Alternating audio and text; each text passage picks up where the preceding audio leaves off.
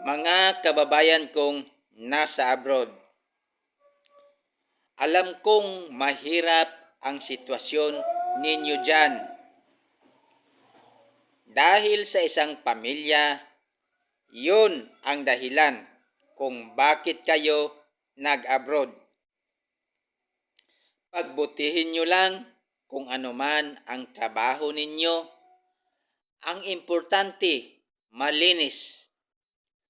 Dahil sa isang pangarap na makahaon sa isang sitwasyong mahirap, yun ang dahilan kung bakit kayo nag-abroad. Isipin nyo palagi ang inyong pamilya na laging nagmamahal at naghihintay sa inyo sa inyong pagbabalik dito sa ating bayan.